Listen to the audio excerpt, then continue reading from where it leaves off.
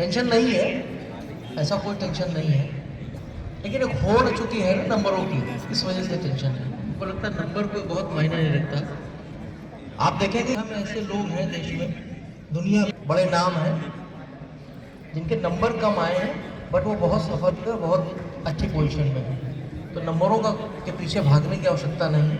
हम एक अच्छी तैयारी के साथ अच्छा एग्ज़ाम दें, अच्छे ढंग से बिहेव करें, माँ बाप भी उसमें सपोर्टिव बन जाए, तो सफलता अपने आप मिलती है।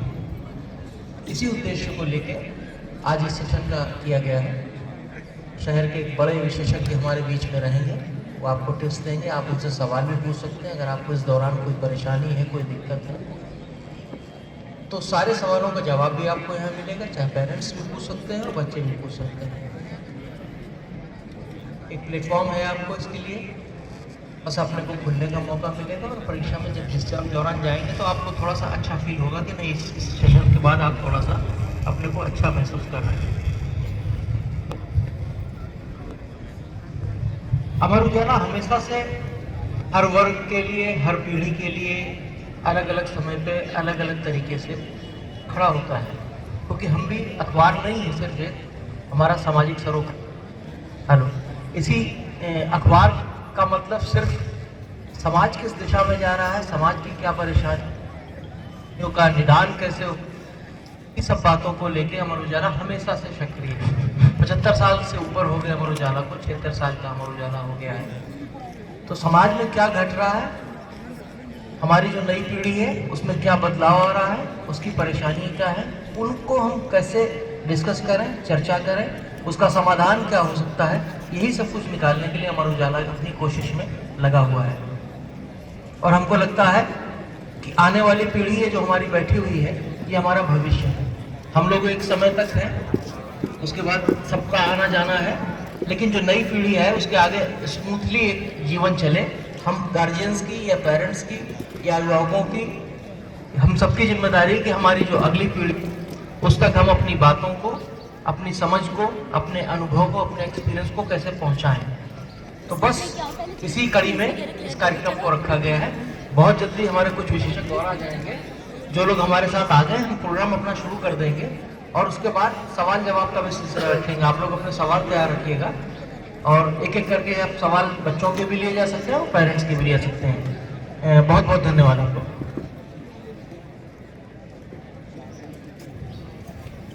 Thank you sir. आज का ये कार्यक्रम विशेष तौर पर सिर्फ और सिर्फ बोर्ड एग्जाम की परीक्षा जो देंगे वो उन बच्चों के लिए है और उनके पेरेंट्स के लिए, ताकि बोर्ड एग्जाम के दौरान बच्चे अपने मानसिक तौर से फिट रह सकें और बोर्ड एग्जाम में अपना अच्छा प्रदर्शन कर करें, ना सिर्फ अपने स्कूल में टॉप करें बल्कि CBSE का बोर्ड टॉप करें। तो ज़्यादा वक्त ना लेते हुए मैं राजकीय दून मेडिकल कॉलेज के मनोचिकित्सक विभाग की HOD डॉक्टर जया नवानी जी को मंच पर आमंत्रित करता हूँ।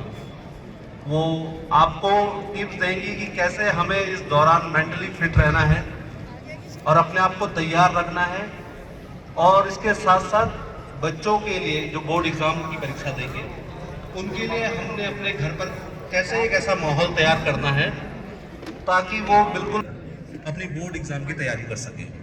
मैं मैडम को मंच पर आमंत्रित करता हूँ, डॉक्टर जया नवानी जी।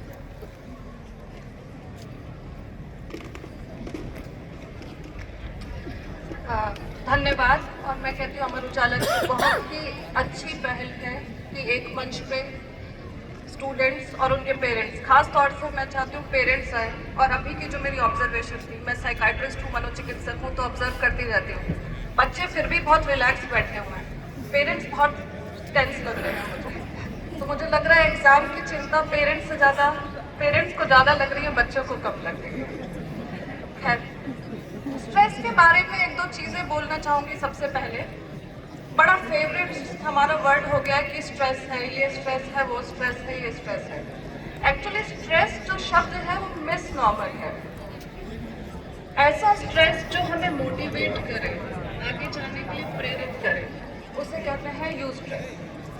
अगर मुझे ये डर नहीं है कि मैं फेल हो जाऊंगी, या मेरा एम नहीं है कि मुझे कोई कॉम्पिटिटिव एग्जाम निकालना है, या मुझे इतने मार्क्स लाने हैं, तो मैं उस काम को करने के लिए मोटिवेट ही नहीं होंगी।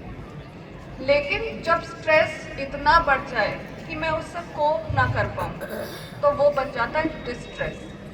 तो किसी भी इंसान को मोटिवेटेड रहने के लिए एक सर्टेन लेवल का स्ट्रेस आवश्यक है, लेकिन हमें ये देखना है कि वो जो स्ट्रेस है वो डिस्ट्रेस में ना बदल जाए।